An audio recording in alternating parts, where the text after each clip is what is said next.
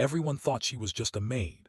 She mopped floors, ironed shirts, and disappeared into the background of a mansion that never truly saw her. But the day that Billionaire's will was read aloud, every assumption in that room and every secret buried for 30 years came crashing down at once. Hello friends, welcome to Stories by Jason. Before we start, please do not forget to support our channel by subscribing, liking, and sharing with your loved ones. Also, please let us know in the comments where you're watching from. The Hargrove estate sat on 40 acres of manicured silence in the hills above Savannah, Georgia, the kind of house that didn't just display wealth, it performed it. 6 white columns flanked the front entrance. A circular driveway wound through a sculpture garden where stone angels stood frozen mid-flight, their blank eyes staring at nothing. Inside, the ceiling soared to 20 feet, hung with chandeliers that cost more than most people earned in a decade. There were 14 bedrooms, a wine cellar, a home theater, 2 swimming pools, and a library that no one ever used. And somewhere inside all of that, every morning at 5:30, a woman named Rosa Maid'S arrived. She came through the back entrance. She always had. In 18 years, Rosa had never once walked through the front door of Hargrove Estate, not because she'd been explicitly told not to, though in the early years she had been, but because the architecture of that place had a way of telling you exactly where you belonged.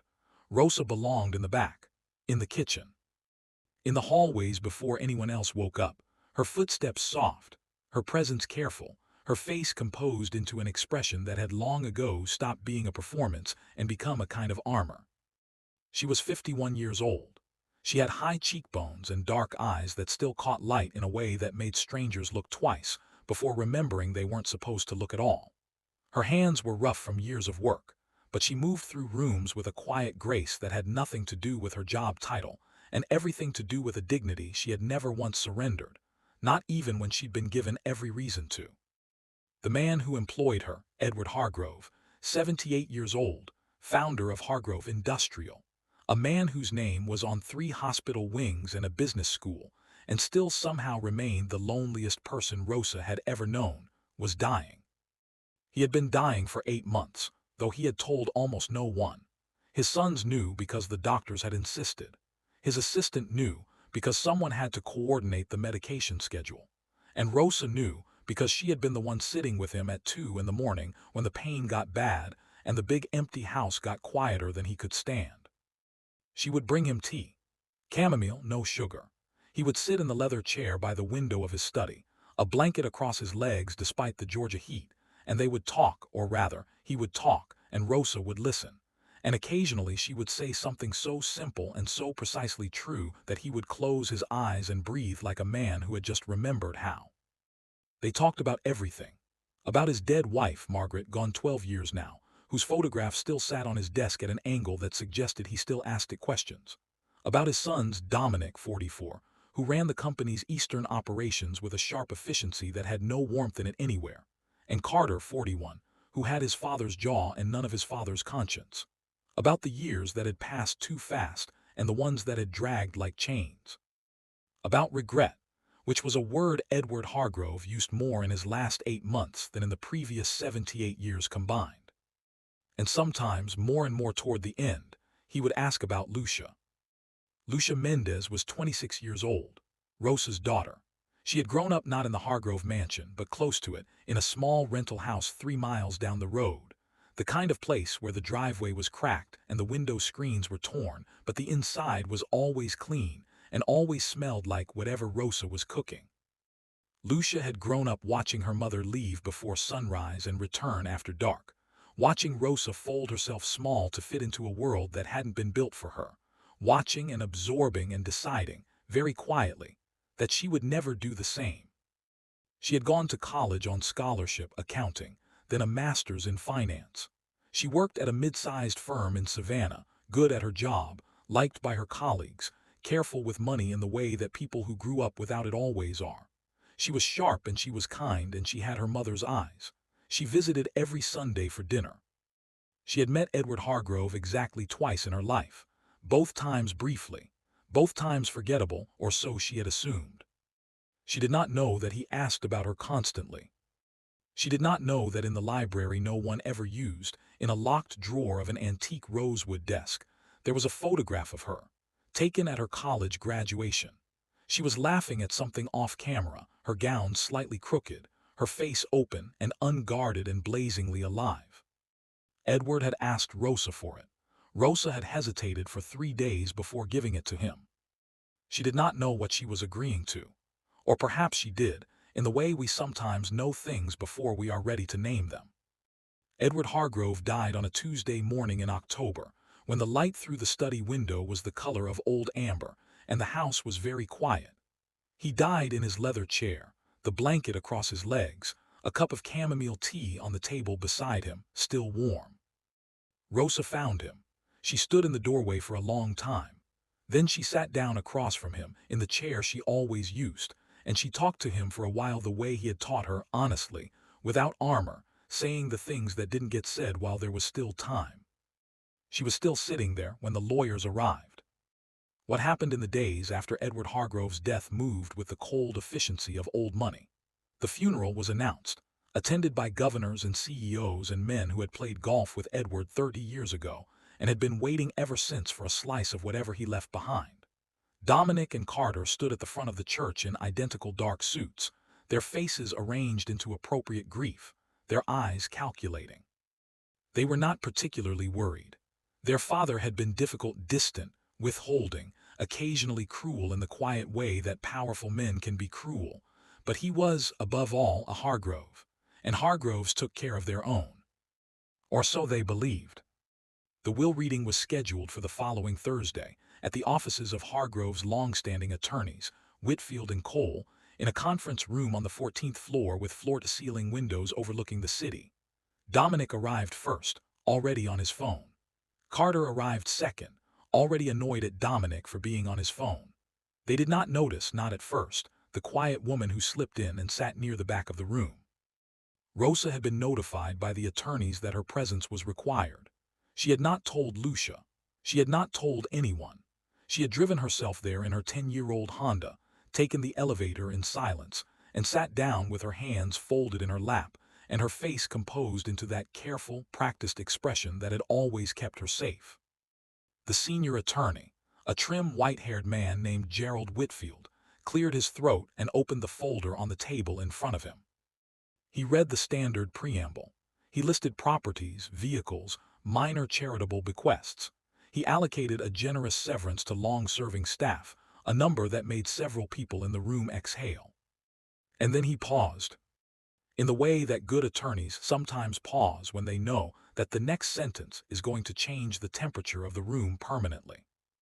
With respect to the remainder of the estate, Gerald Whitfield said, including all holdings, investments, properties, and liquid assets, representing a total value of approximately $312 million, Mr. Hargrove directs that this be held in trust and subsequently transferred in full to Lucia Elena Maid'S. The room went silent. Rosa closed her eyes. Dominic's phone hit the table. The silence lasted exactly 4 seconds. Lucia Maid'S would later be told this by Rosa, who counted. Then Dominic Hargrove stood up. He was a large man, broad-shouldered, with his father's frame and none of his father's stillness. He had the look of someone who had been told yes his entire life and had begun to confuse it with a law of nature. His face, in that moment, went through several expressions very quickly: shock, confusion, fury, before settling into something colder and more dangerous than any of them. "I'm sorry," he said, and his voice was very quiet in a way that suggested it was working very hard not to be very loud. "Could you repeat that?" Gerald Whitfield repeated it. Carter, who had not stood up, was staring at Rosa. Rosa did not look back. She kept her eyes on her hands. "That's the maid," Carter said, not loudly, just as a statement of fact, as if clarifying something that had been entered into the record incorrectly. "The maid's daughter." "The beneficiary is Ms. Lucia Elena Maid'S," Gerald Whitfield confirmed. "Daughter of Rosa Carmen Maid'S, who has been employed by the Hargrove estate for 18 years. The bequest is unconditional, and Mr. Hargrove's instructions regarding its execution are unambiguous." Dominic turned to look at Rosa then. Really look at her, possibly for the first time in 18 years. And what Rosa saw in his face was not grief, was not betrayal, was not even the wounded pride of a man whose father had chosen someone else. What Rosa saw in Dominic Hargrove's face was the specific fury of a man who has just realized that someone he considered invisible had been, this entire time, more important than him. It was, Rosa would later tell Lucia, the most honest she had ever seen him look. The meeting dissolved into attorney-client consultations, raised voices, and the sound of Dominic's chair being pushed back so hard it hit the window. Carter lingered. He approached Rosa as the room cleared, and he stood over her in a way that was designed to be intimidating, and he said, very softly, "You did something. I don't know what, but you did something, and we will find out what it was." Rosa looked up at him. She was a small woman. She had cleaned Carter Hargrove's bathroom for 18 years. She had washed his sheets and laundered his shirts and been spoken past and talked over and thanked perhaps a dozen times in all of those years. She looked at him and she said simply, "I know." Then she picked up her purse and she walked out. Lucia found out 3 hours later. Rosa called her from the parking garage, sitting in her Honda with the engine off. She told her as plainly as she could. There was a will, there was a bequest, there was a number. Lucia didn't speak for a long time. "Mom," she finally said, "why?" Rosa was quiet. "Mom, why would he?" "I will explain," Rosa said, "but not on the phone. Come for dinner Sunday." "Mom." "Sunday, Mija, please." Lucia came on Sunday.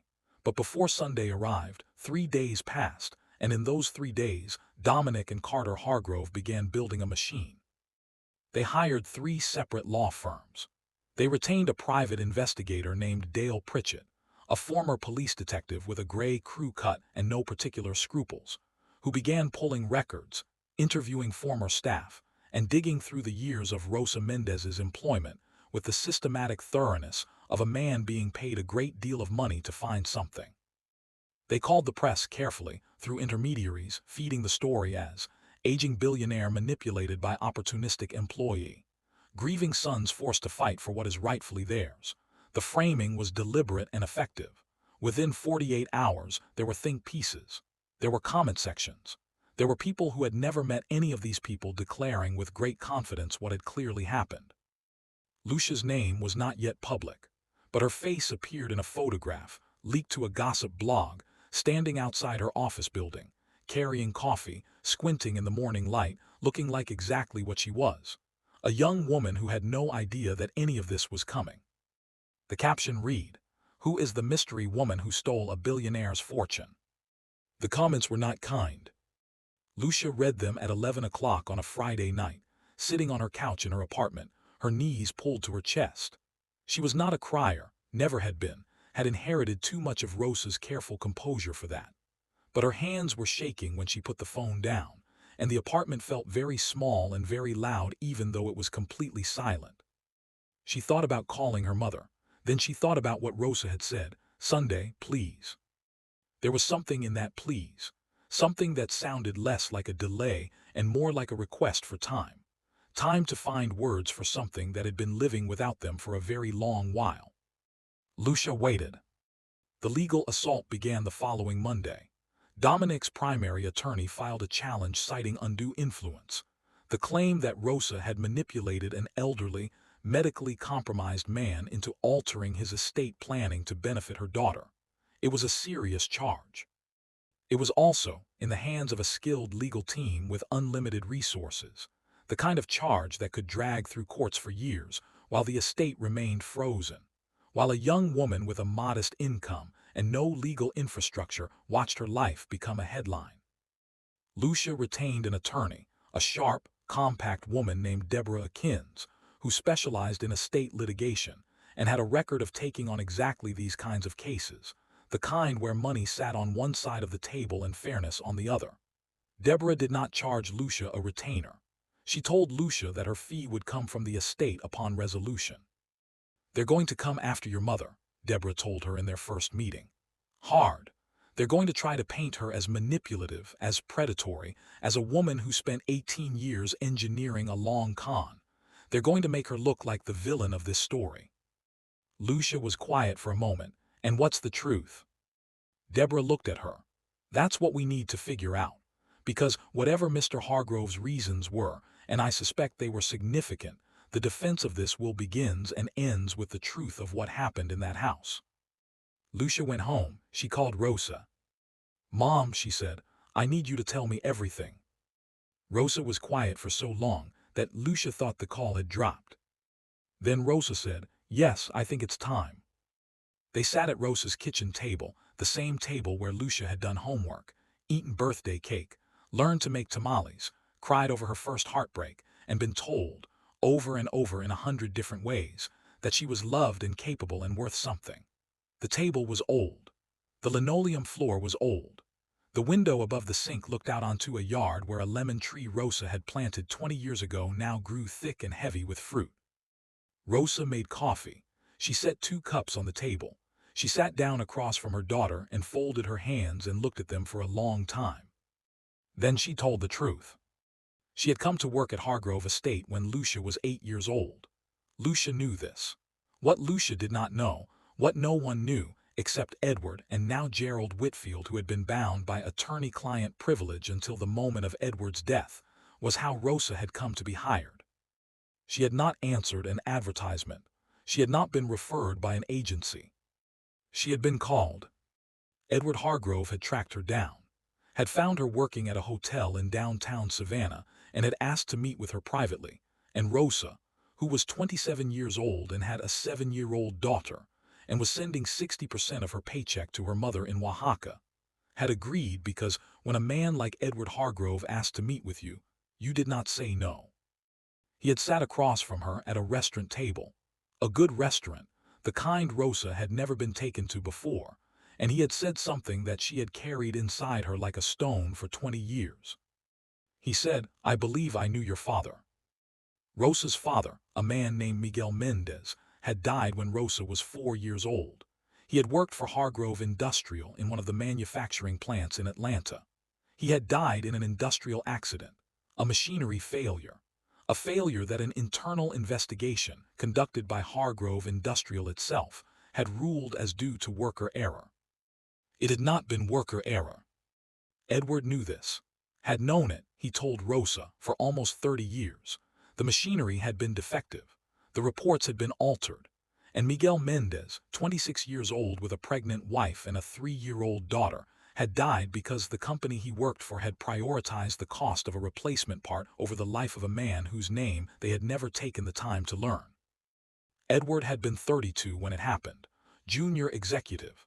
He had not ordered the cover-up, but he had known about it and he had said nothing, and he had risen through the company over the years on the silent agreement that certain things remained unexamined. He had never stopped knowing. He had found Rosa because he needed her to know that he knew. Because the weight of it had become, in his late 60s, physically unbearable.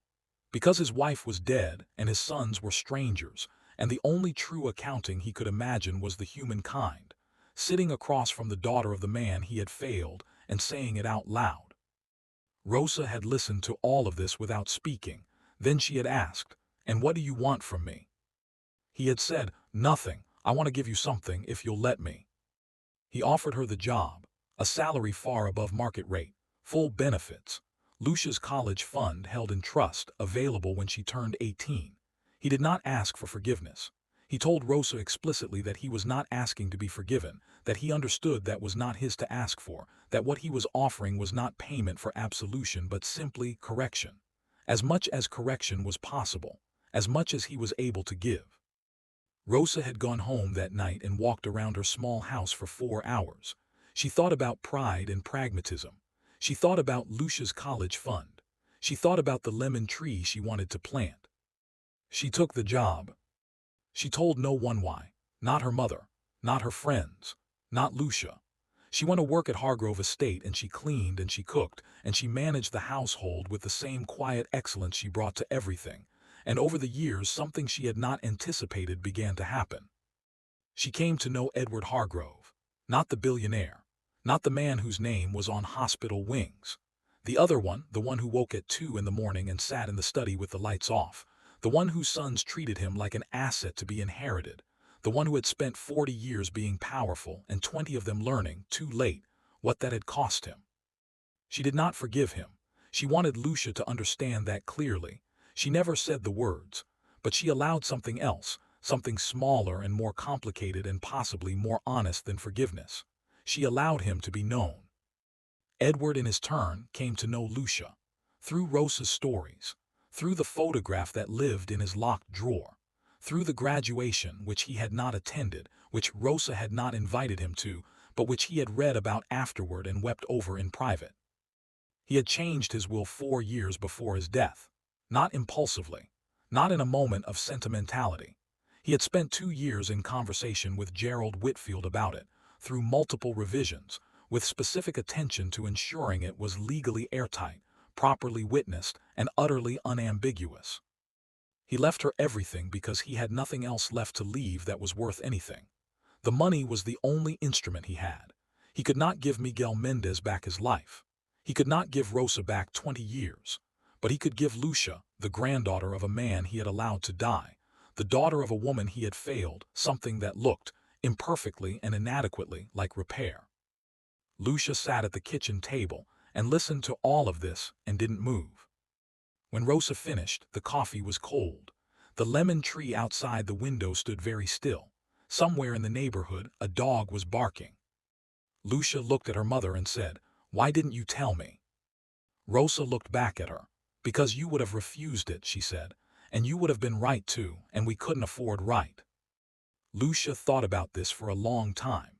Then she reached across the table and took her mother's rough hands in hers and held them. They sat that way for a while. Then Lucia said, "We need to tell Deborah everything." Meanwhile, in a glass tower in downtown Savannah, Dale Pritchett had found something. He had been hired to find manipulation, coercion, evidence that Rosa Mendez had exploited an elderly man's declining health to install her daughter as heir to his estate. He had found 18 years of impeccable employment records, a salary that was admittedly above market rate, and not a single former staff member who had a negative word to say about Rosa. What he had found instead, stumbling through old company records that Dominic had given him access to in the search for financial impropriety, was a file. A sealed internal file from 1971, an investigation into a workplace fatality, a machinery failure, a finding of worker error that was, when examined with modern eyes and the specific knowledge of what to look for, very clearly something else. Pritchett was not a sentimental man. He had done a lot of work he was not proud of, but he sat in his office at 9 o'clock at night, reading through a document that described the death of a 26-year-old man in clinical language, designed to make everyone responsible look away, and he felt something shift in his chest. He picked up the phone. He did not call Dominic. He called Deborah Akins. The Chatham County Superior Court was not, architecturally, a dramatic building. It was functional and fluorescent and smelled like every courthouse in America: paper, anxiety, and the particular mustiness of important decisions. But on the morning of March 14th, as the challenge to Edward Hargrove's will came before Judge Miriam Cole, the courtroom was full. Journalists, former Hargrove employees, friends of Rosa's, people Lucia had never met who had followed the story online and driven hours to be there, who had no stake in the outcome and were present simply because they understood that some stories need witnesses. Dominic sat at the plaintiff's table in a dark suit, flanked by 3 attorneys and an expression of managed confidence. Carter sat beside him, looking less managed, his leg moving under the table with a nervous energy he couldn't quite suppress. Lucia sat at the defendant's table in a charcoal blazer she had bought for interviews, her hands folded, her face holding an expression that was recognizably her mother's. Deborah Akins stood. The story she told the court was not sensational. It did not need to be. It was the simple, documented, unambiguous truth that Edward Hargrove had carried for 50 years the knowledge that his company had killed a man through negligence and then buried the evidence.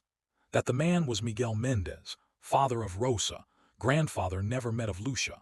That Edward had spent the last decades of his life attempting, in the only way available to him, to make something right. That the will was not the product of manipulation or undue influence, but of deliberate, documented, legally examined intent. An old man trying to do, at the end, what he had failed to do in the middle. She submitted the sealed 1971 file. She submitted Edward's personal journals, which Gerald Whitfield had also held, also under instruction, for this specific moment. She submitted correspondence between Edward and his attorneys spanning 4 years, establishing the intent and reasoning behind the will's provisions in Edward's own hand and voice. And then she called Dale Pritchett. Pritchett walked to the stand and told the court who had hired him what he had been hired to find and what he had found instead. He was not asked to editorialize. He didn't need to. The facts were sufficient. The plaintiff's table was very quiet. Dominic's lead attorney requested a recess. It was granted. Dominic and Carter disappeared into a consultation room for 40 minutes, and when they came back, something had changed in their faces. Not the fury. That was still there. But underneath it, a crack. The specific crack that appears in faces when the story a person has been telling about themselves is shown to be false, not by opinion but by evidence. The legal challenge was withdrawn before lunch. It was not the end of anything, really. These things never end cleanly, not in the way stories suggest they should. Dominic Hargrove gave a statement through his attorneys expressing regret about events that had occurred decades ago at a company his father had run, carefully worded to avoid any admission of personal liability. Carter said nothing publicly, but 3 weeks later Rosa received a letter handwritten, no letterhead, unsigned except for a first name. It said, "I didn't know about any of it. I'm not sure that matters, I'm sorry." It was 3 sentences. Rosa read it twice and then put it in a drawer. The estate transferred to Lucia exactly 90 days after the will was upheld. She stood in Deborah's office when it happened, holding a document she had not yet quite metabolized, and Deborah said, "So, what now?" Lucia thought about it. She thought about a machinery failure in 1971, about a 26-year-old man who had gone to work one morning and not come home, about a woman who had been carrying that absence her entire life and had managed, somehow, to raise a daughter full of the things that loss could have taken: warmth, ambition, a sense of her own worth. She thought about Edward Hargrove, sitting in his chair at 2 in the morning, the blanket on his legs, the tea on the table, talking to the one person who would tell him the truth. She thought about what it costs to know you've done something wrong and spend 50 years unable to fix it. She thought about the difference between guilt and repair, and how repair, when it finally comes, is almost never enough, and how that doesn't mean you stop trying. She thought about her mother's hands. "I want to establish a foundation," she told Deborah, "for workers' rights, workplace safety, legal support for families dealing with industrial accidents, undocumented workers especially, people who get buried by NDAs and sealed files and findings of worker error when it was never worker error." Deborah wrote it down. She was smiling. "And I want my mother to never work another day she doesn't choose to work. If she wants to garden, she gardens. If she wants to travel, she travels. If she wants to keep making tamales on Sunday, she makes tamales on Sunday." "That sounds right," Deborah said. "It's not enough," Lucia said. "I know that, for my grandfather, for all the people like him, it's not enough." "No," Deborah agreed. "But it's what there is." Lucia folded the document carefully. "So we do it." She drove to her mother's house that evening. October again, almost exactly 1 year since Edward had died in his chair.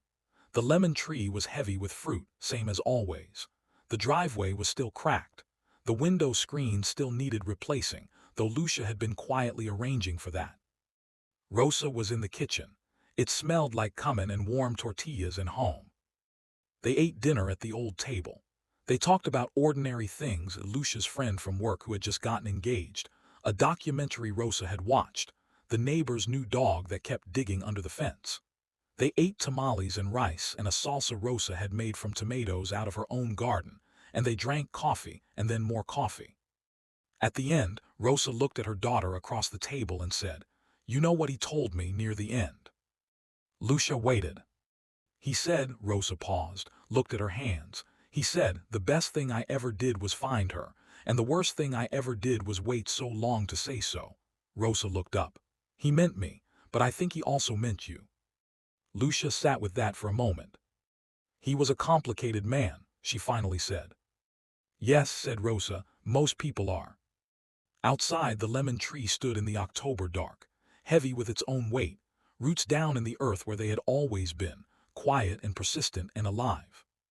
And that was how it ended.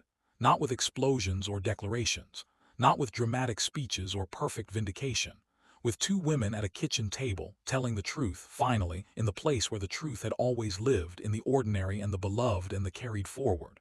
The kind of justice that doesn't make the front page. The kind that simply, quietly, makes things better than they were. It is the only kind that lasts. Okay, I need a moment.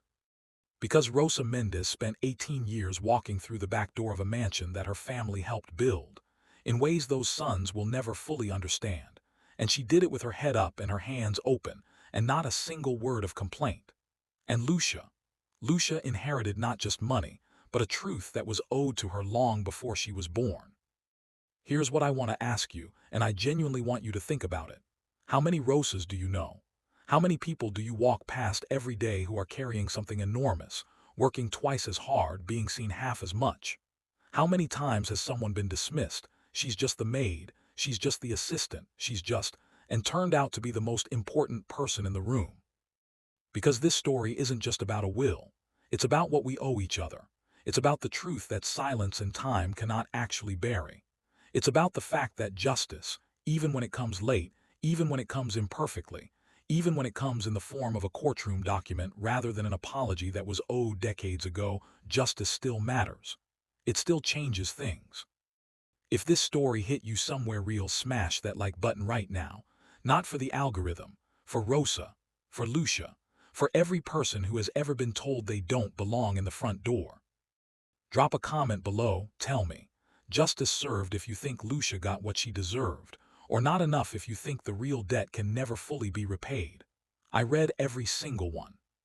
Subscribe and hit that bell because every week we bring you stories like this one. Stories about real justice, quiet courage, and the moments when the truth refuses to stay buried any longer. You do not want to miss what's coming next. The next story. A grandmother who was denied her dying wish by her own family until a stranger stepped in and changed everything. Trust me, you'll want to be here. This community exists because people like you believe that the right stories, told right, can make the world see differently. Share this video with someone who needs to hear it today. We're building something here, a corner of the internet that refuses to look away. Welcome, stay, you belong here.